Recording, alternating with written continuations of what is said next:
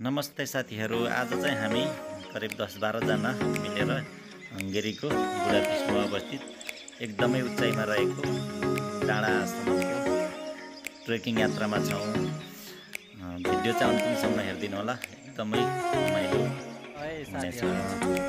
अब चाहिँ हामी घुम्नको लागि निस्किँदैछौँ। आज चाहिँ कामदाम नगरेर खासै यहाँ 3 दिन छुट्टी छ होइन, सट्ट 3 डेज छुट्टी छ। 3 दिन इन्जोय गर्नु पर्यो। अब चाहिँ यहाँ टक्क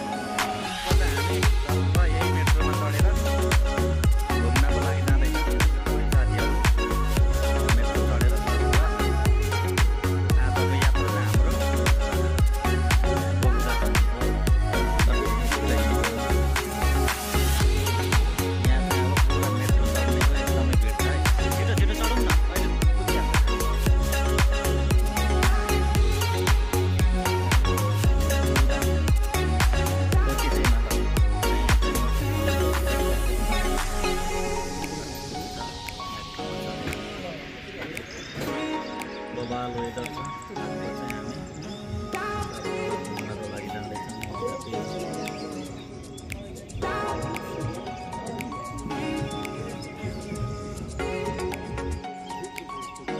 अनि यहाँ यसमा बुढापिस्टो सागर दाई हाम्रो कता जाने अरे दाई?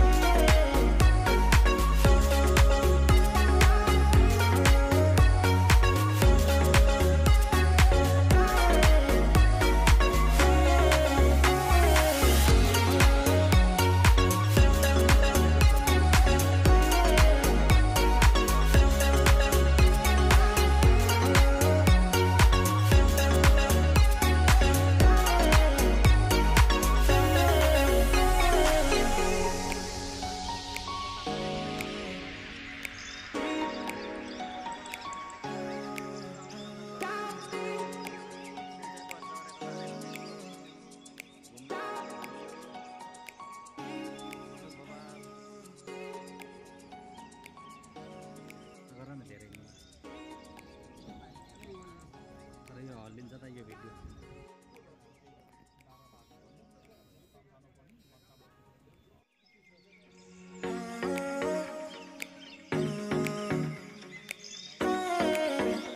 अब चाहिँ हाम्रो यहाँबाट ट्रेकिङ यात्रा सुरु हुन्छ। करिब 2.5 घन्टा 3 घन्टा ट्रेकिङ पैदल उकालो गएपछि हामी चाहिँ यहाँको हंगेरीको एकदमै सबैभन्दा उचाइमा रहेको डाँडो, यहाँबाट चाहिँ सम्पूर्ण बुढापिस्ट सिटी चाहिँ देखिने छ। यहीँसम्मको लागि ट्रेकिङ यात्रामा छौँ। एकदमै रमाइलो हुनेछ। भिडियो चाहिँ हेर्दै जानु होला।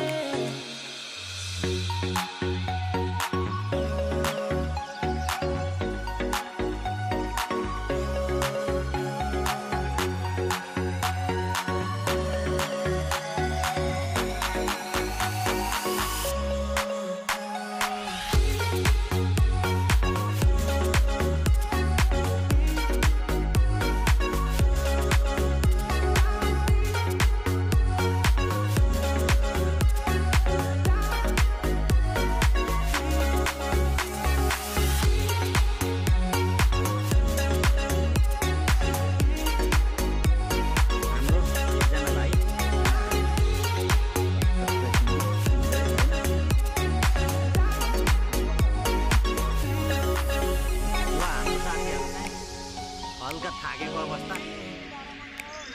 के खाने के पिउने ल अब चाहिँ जुसहरू खायो।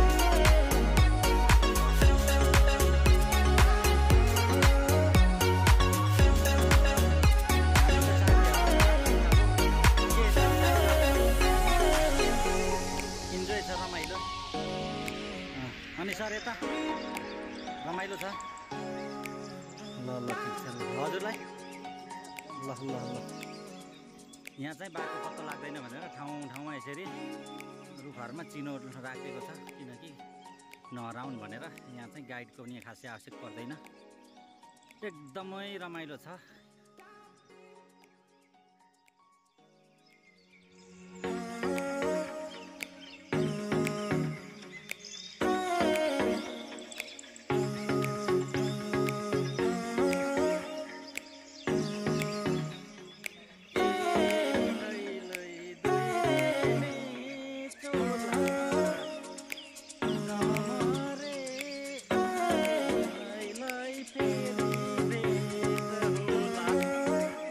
छाना 2 दिनको जिन्दगी होइन हामी कति कहाँ नेपाल कहाँ पहिले त हामी नेपालभन्दा कति टाढा त लगभग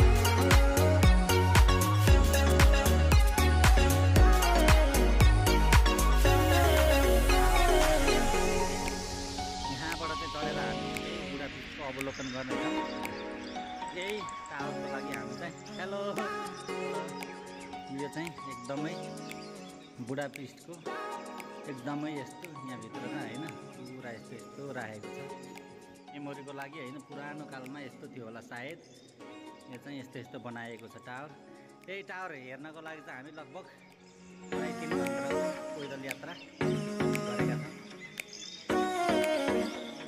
धरहरा जस्तै छ होइन घुमेर हिँड्यो होइन सर एकदम पुरा धरहरामा यसै गरी चढ्थ्यौँ नि हामी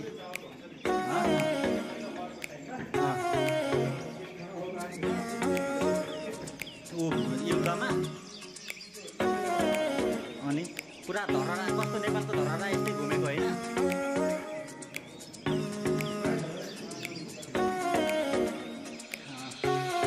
विश्वयुद्ध हुँदाको टाइममा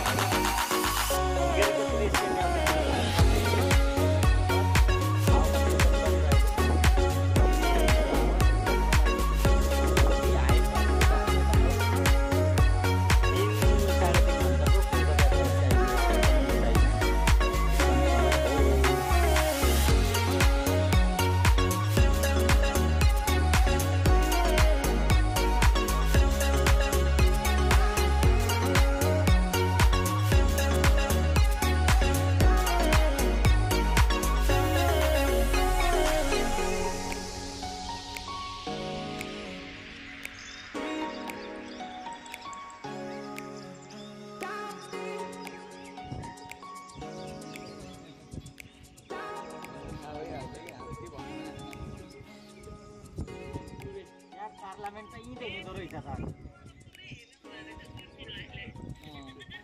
दुर्बिनलाई हाम्रो दुर्बिनलाई हेर्ने साथी हो पार्लियामेन्ट त यहाँ अगाडि देखिँदो रहेछ त एयरपोर्टमा हेर्नु